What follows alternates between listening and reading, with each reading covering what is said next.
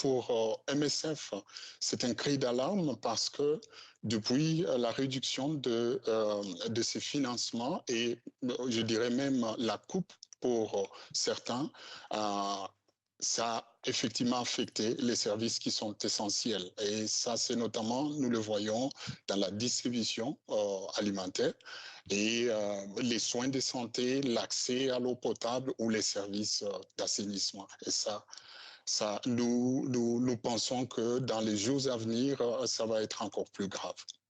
Alors, Médecins sans frontières se dit submergé dans le sud-ouest de l'Éthiopie. Pouvez-vous nous expliquer ce que cela signifie en termes de moyens humains et logistiques?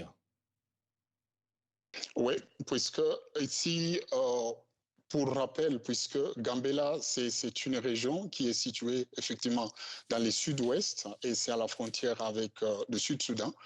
Il y a des réfugiés qui viennent et c'est plus de 395 000 à peu près réfugiés actuellement. Et c'est 7 camps. Sur ces 7 camps, par exemple, vous avez déjà 4 sur ces 7 camps, avec la réduction de la distribution alimentaire, c'est effectivement plus de 80 000 enfants qui n'ont pas accès à la nourriture. Et aussi, quand vous regardez par famille, pour ces réfugiés qui n'ont pas d'autres ressources, c'est carrément une réduction vraiment significative sur la ration en soi.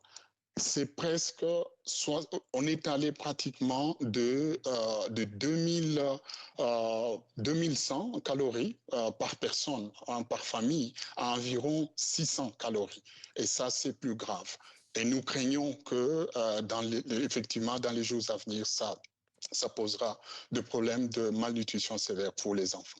Alors, au-delà de la malnutrition, vous évoquez une recrudescence attendue du paludisme. Que demandez-vous concrètement aux bailleurs de fonds internationaux et au gouvernement éthiopien pour éviter cette catastrophe humanitaire annoncée? Soit, oui, puisque, comme je disais par exemple, puisque ce sont tous les services essentiels qui sont impactés. Pas seulement que le paludisme, puisque pour le paludisme, si nous voyons juste le mois de juillet, nous comparons par rapport à l'année passée, nous sommes à environ 125% d'augmentation. Et ça, nous ne l'avons pas prévu, puisque bon, nous ne dépendons pas de fonds de USAID ou de ces bailleurs qui ont coupé les fonds, mais ça, nous ne serons pas seuls être en mesure de soutenir ces populations. Alors, il y a effectivement un programme qui est en cours et pour pouvoir intégrer les réfugiés dans le système de santé sanitaire et dans le système sanitaire de l'Éthiopie, mais le gouvernement aussi, je pense, de l'Éthiopie aura besoin de ce soutien-là. Seul, je pense que ça va être difficile. Ce programme permettra notamment, non pas de traiter les réfugiés dans des structures séparées, mais c'est de les intégrer dans le système. Et ça demande de fonds. Et ces fonds ont été coupés.